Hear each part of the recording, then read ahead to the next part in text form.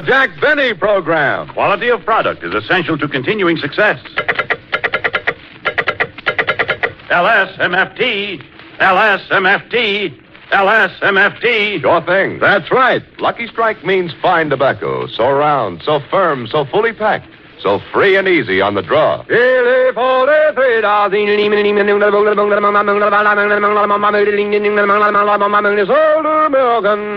Lucky Strike means fine tobacco. So round, so firm, so fully packed.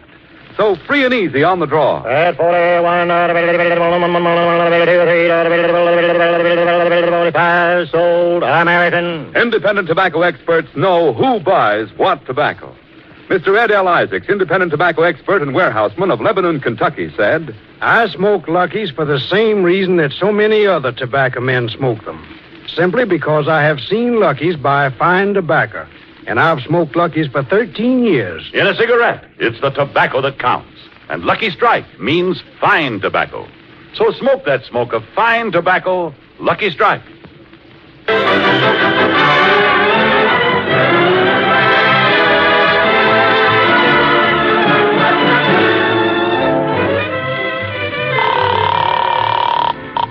Hello, National Broadcasting Company. Say, operator, can you tell me what's on the air at 4 o'clock today? The Lucky Strike program starring Jack Benny. Who? Jack Benny.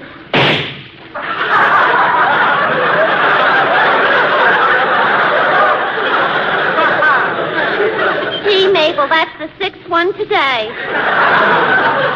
Well, I'm still ahead. I've got 8. Oh, you're always lucky. You won last year, too. Yeah, Mr. Benny ought to know better than open his program during the hunting season. Yeah. National Broadcasting Company. Say, operator, can you tell me what's on the air at 4 o'clock today? The Lucky Strike program starring Jack Benny. Who? Jack Benny. Hey, Mabel. What? This one must have used a knife.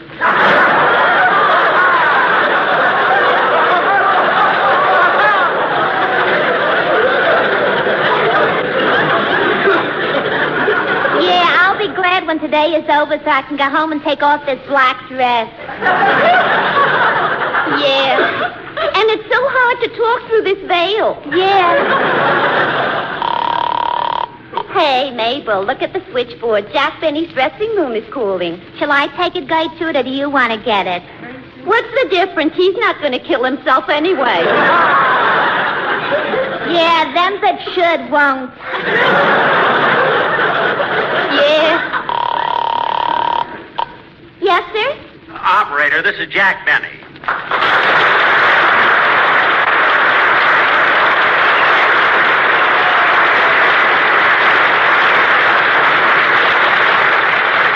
Operator, with a change of time today, I'd like to check my watch. What time is it, please? It's 20 minutes to 3.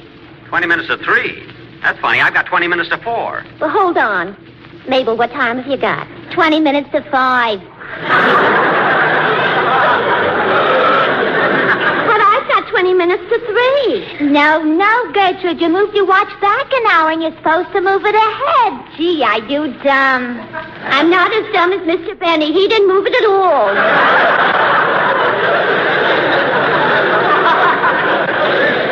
Operator, I heard that, and I'm going to report you. Gertrude thinks she's smart. What a telephone operator. She's a lousy dancer, too.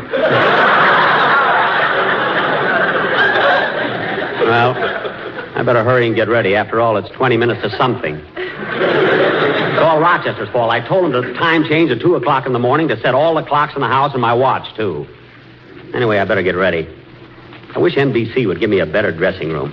This tile floor is so cold on my bare feet.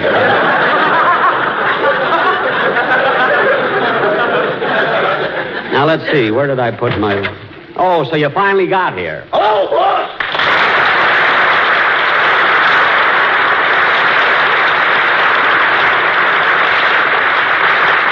Rochester, you know this is my first program. I'm nervous and excited. Why do you have to be late? Wait, I got 20 minutes to 2.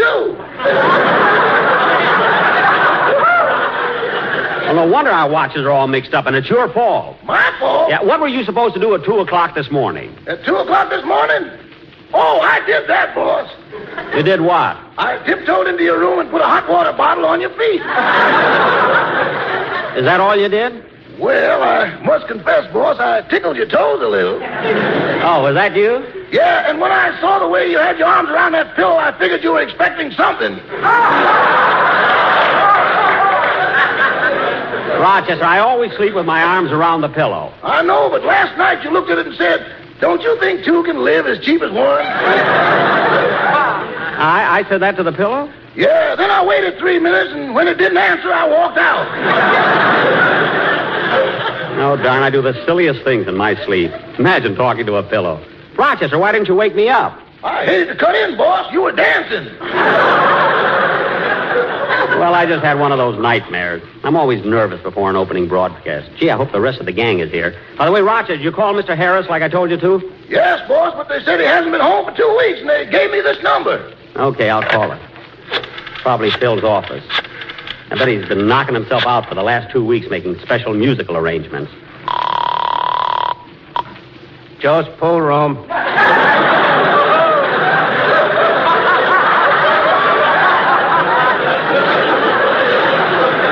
Joe's pool room? Snooker games arranged for schnooks. What? Radar cuspidors you can't miss. Look, will you please let me talk to Phil Harris? I don't know nobody here by that name. What does he do? He's an orchestra leader. It says in his contract. Oh, him. Yes, him. Tell him his boss wants to talk to him. Okay.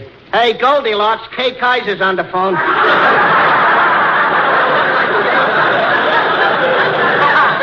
Kay Kaiser? How do you like that? And right in the middle of a game. Hold everything.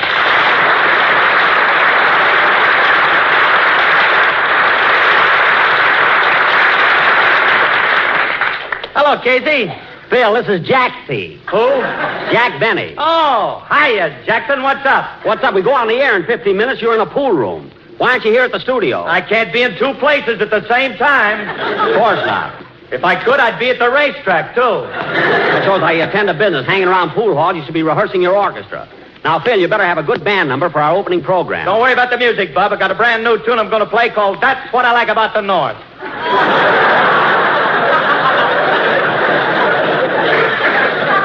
The North? Yeah, 5,000 arrangers in the country, and I had to hire a Yankee. Well, I'm glad you got something new. Now, Phil, you know how nervous I am, so get over here, will you? Sure, Jackson. I'll be over as soon as I finish this game. All right, goodbye. Goodbye. Okay, Mom, it's your shot.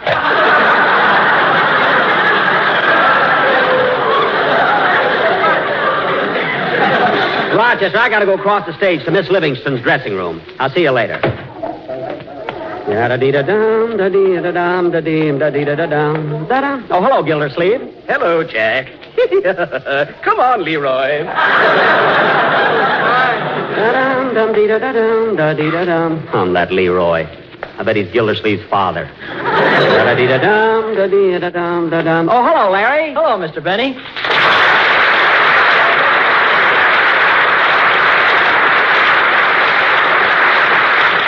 Well, are you nervous, kid? Oh, a little bit, but I'll be all right when I get into my song. Sure you will. Oh, by the way, Larry, I forgot all about it. Congratulations. You got married, didn't you? Yes, Mr. Benny, about 2 weeks ago. Well, I hope you'll be very happy.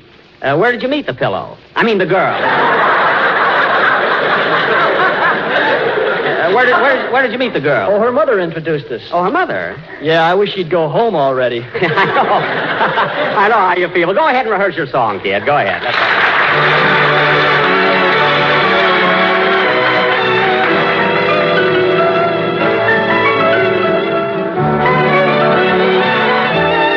Till the end of time, long as stars are in the blue, long as there's a spring, a bird to sing, I'll go on loving you.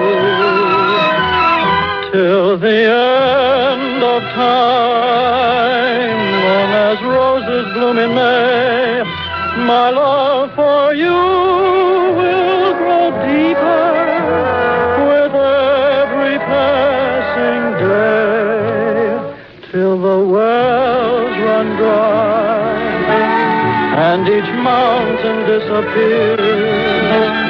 I'll be there for you to care for you through laughter and through tears. So take my heart in sweet surrender and tenderly say that I'm the one you'll love and live for till the end of time.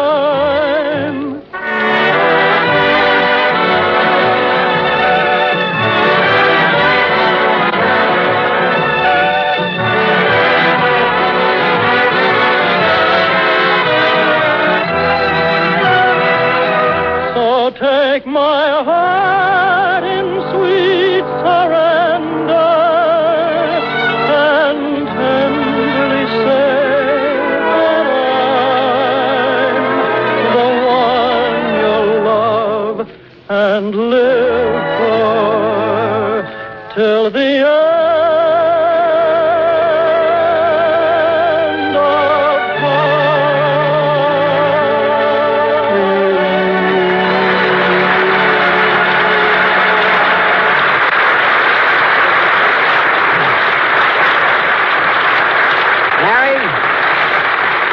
Mary, that was fine. Now I'm going down to Miss Livingston's dressing room. I'll see you right before the show. And congratulations again on your marriage. Thanks. You know, kid, I was kind of toying with the idea myself, you know. Derry, do you find that two can live as cheaply as one? They can if one of them's a pillow. Rochester, what are you doing here? I'm trying to find out what time it is. Oh, well, see you later, Larry. Dum dum da dum dum ding da dum. I mean, ya da da da dum da dum da dum dum dee da da dum. Don't you dare talk to me like that. I'll talk to you any way I want. You do, and I'll slap your face, you beast. Slap my face, will you? The last woman who slapped my face never tried it again. Don't you threaten me. I'll have you arrested and thrown in jail for the rest of your life. Go ahead, call a cop. You can't frighten me. One more word out of you and I will. Ya da da da dum.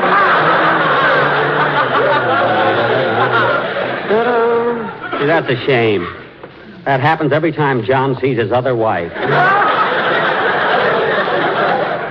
Oh, well. Let's see, which is Mary's dressing room? Oh, here it is. Oh, Mary! Mary, may I come in? Just a minute, Jack. I'm not dressed yet.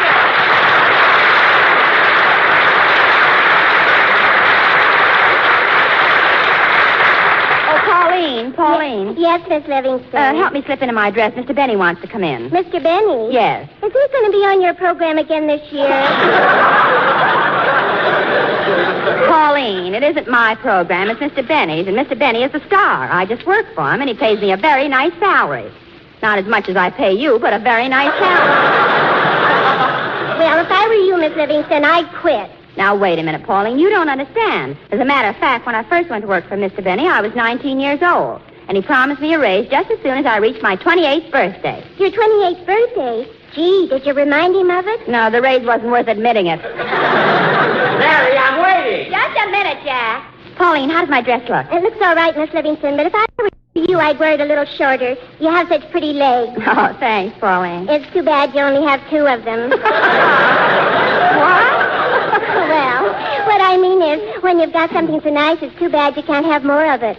Well, believe me, Pauline, any girl who has nice legs is perfectly satisfied with just two of them. After all, who'd look at a girl with 3 legs? Everybody. Mary, how about it? Just a minute. Pauline, hand me my makeup kit. Here you are. Thanks. Oh, look at that. I must have got my cold cream, my nail polish, and my eyeshadow. I wanted to look so nice for our first show. Mary! All right. You can come in now. Hello. Hello, Mary. Well, I'm all ready for the show. Gee, you look nice. Thanks. Here's your cold cream, your nail polish, and your eyeshadow.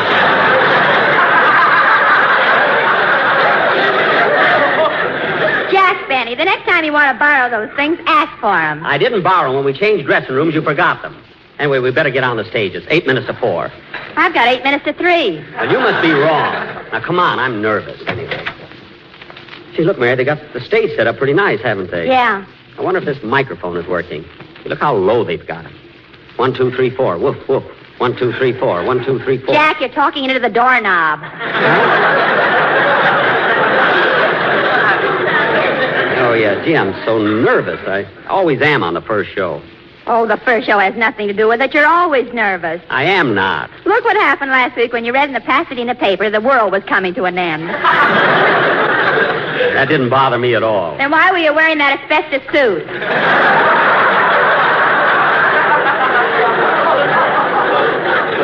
Mary. And walking around with that harp under your arm.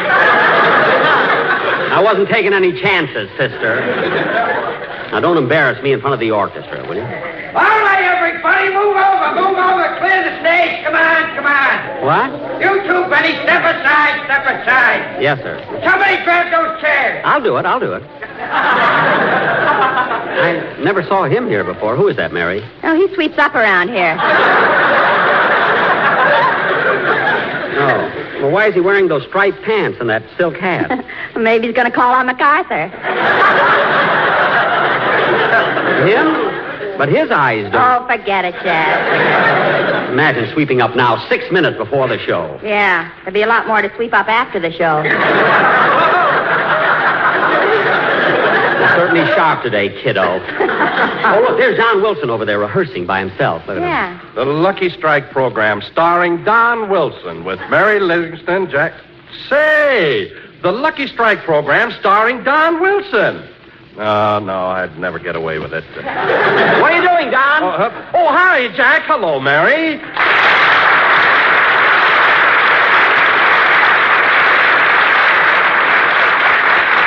Don, what were you doing? Oh, I was just rehearsing the Lucky Strike program starring Jack Benny with Mary Livingston, Phil Harris, Rochester, Larry Stevens, and yours truly, Don Wilson.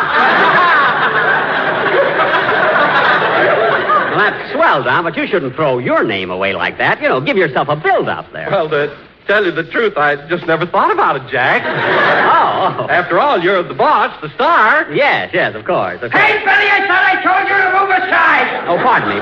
Let's stand over here, Don. Well, I'll bet you're raring to go with those commercials, eh, Don? You bet I am, Jack. I just can't wait until it's time for me to say LSMF, T, Don. Oh, yes. LSMFT. See, Jack, we've been off the air 17 weeks, and I guess I forgot. Oh, that's all right. Go ahead, Don. Go ahead. LSMFT. Yes, sir. You bet. Lucky Strike means, Don, what happened? Lucky Strike means, Don, what happened? No, Don, what's the matter with you? We'll be doing our show in 6 minutes. Try it again. LSMFT. Lucky Strike means... Fine tobacco. Fine tobacco. So round, so firm, so... Fully baked. No, Jack, it's fully picked. No, it is not. It's fully packed.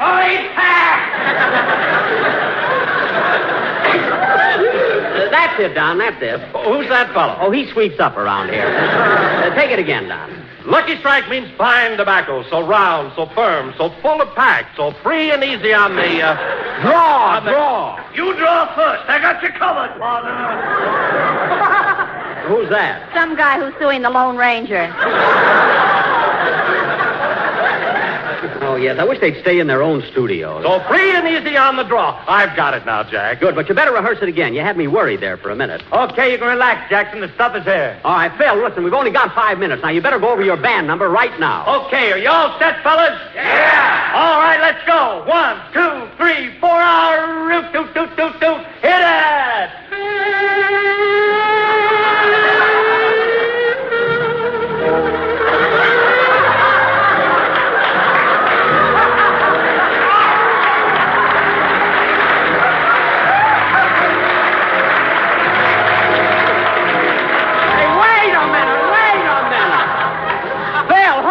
Hold it. Phil. What's wrong with you, Jackson? You're playing Wayne King's theme song. He was our summer replacement. Well, why didn't he take the music off the stand?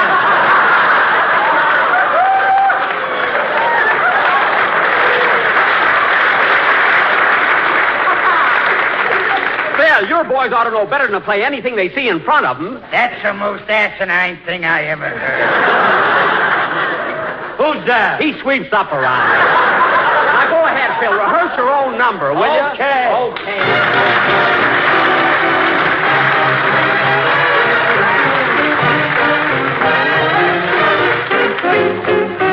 That's enough, Phil. That's enough. That's enough. We're on the air in 3 minutes. They haven't let the audience in yet. Hey, where's our producer? Hey, Ballin. What is it, Jack? Look, if we go on the air in 3 minutes, the audience isn't in yet. Well, Jack, you've got the wrong time. It's only 3 minutes to 3. Are you sure? Of course I'm sure. I'm the producer. That's my job. Oh, well, I'm glad we got that settled. Anyway, if we have an hour, I'm going back to my dressing room. See you later, kid. Yum-dum-da-dum, dum-dum-dum, dum. I wonder if two could live as cheaply as... Nah, I don't think so. Ya-da-da-da-dum, da-dee-da-dum, da-dum, dum-dee-dum. But maybe if one of them doesn't eat so much, the two could... Nah, it wouldn't work. Da-dum, dum-dee-da-da-dum, da-dee-da-dum. Boss, what are you doing back here? I had the wrong time. We've got an hour yet. Oh. You know, Rochester, I'm really going to have to be on my toes this year. So there's a great lineup of shows on Sunday. There's Gildersleeve, and following us is Cass Daly, then Edgar Bergen and Charlie McCarthy. You know, boss, Fred Allen's going to be with Edgar Bergen today. Fred Allen is going to be with Bergen? Yeah. What's the matter? Is Charlie McCarthy sick?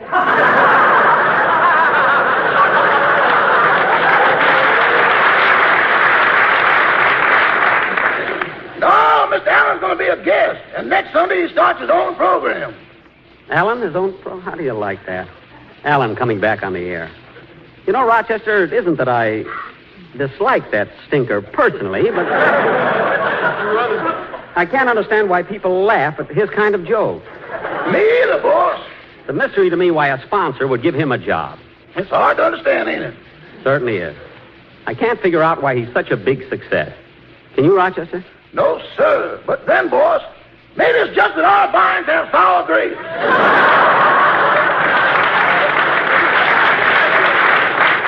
No, that's not the case with me. I always give credit where I can. Come in.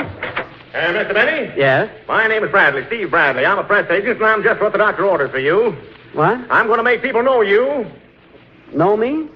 What are you talking about? I'm on the radio. Everybody knows me. That's just it. They know you on Sundays, but what about Monday, Tuesday, Wednesday, Thursday, Friday, and Saturday? What? People should be Jack Benny conscious all the time, not just on Sundays. Why, what would happen if the smiling Irishman smiled only on Mondays and was a sourpuss the rest of the week? Well... And what a dull Gail Porter would be if she only faced life on Friday.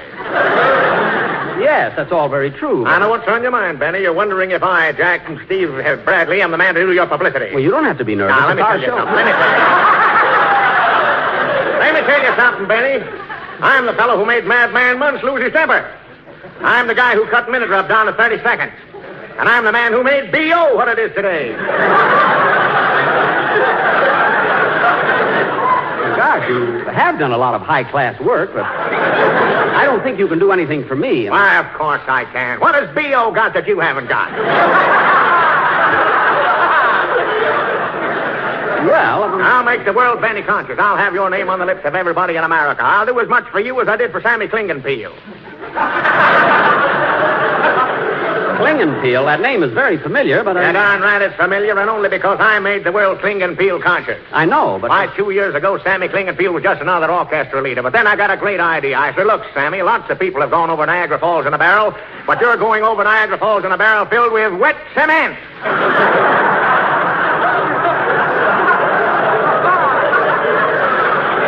Oh, yes, I remember. Wait a minute, he got killed doing it, didn't he? Sure, but look at the publicity he got. Gosh, I'll never forget the newspaper space I got on his funeral. 40,000 people attended, and we never even found the body. That's wonderful, but really, Mr. Bradley, I don't think I need... Now, look, Benny, you hire me, and I'll make you famous in every part of the world. In the big cities, in the little towns like Schenectady, Joliet, Salinas, Amarillo, Waukegan, South Bend, Kenosha. Wait a minute. Everybody in Waukegan knows me. Well, how do you like that? I'm with you 3 minutes, and you're a celebrity already. Who, me? Hard to believe, isn't it? Hard to believe. Well, look, Mr. Bradley, I've never had a publicity man, so I'll have to think it over. Can I see you after the show? Why, certainly. You think it over, and in the meantime, I'll go out and order the barrel and the cement. The what? See you later.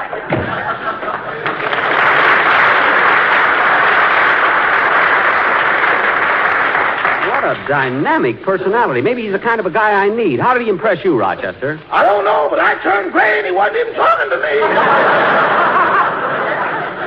Well, I think he's got something. I'm going to talk to him right after the broadcast. See, it's 3 o'clock by my watch. Turn on the radio, Rochester. Let's see what's on. Okay.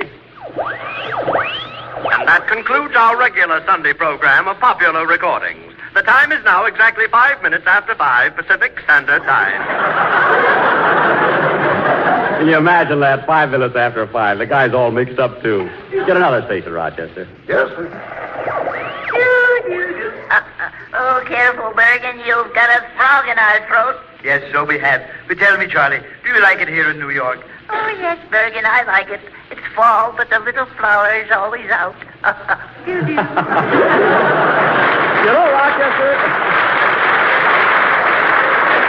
know, Rochester, that Charlie McCarthy is it. Charlie McCarthy? Rochester, it's after 5. I missed my program. You sure have, boy. Oh, my goodness. Mary, Phil, where's my producer? Hey, Ballin. This is awful. What did my sponsor say? Maybe he likes it. Rochester, stop joking. You think that one person in this company would know what time it is? What am I going to do now?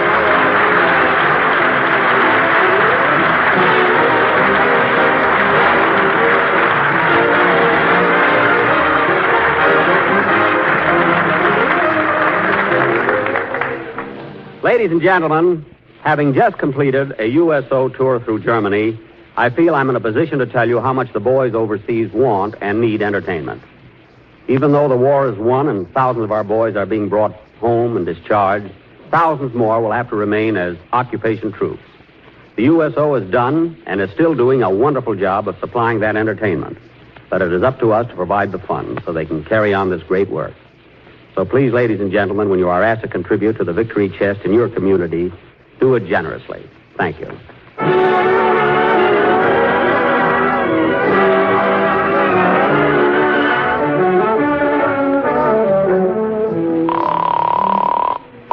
National Broadcasting Company. No, there's nothing wrong with your radio. Jack Benny wasn't on. You're welcome. Say, Mabel, I know what you're thinking, Gertrude. Yeah. All those people killed themselves for nothing.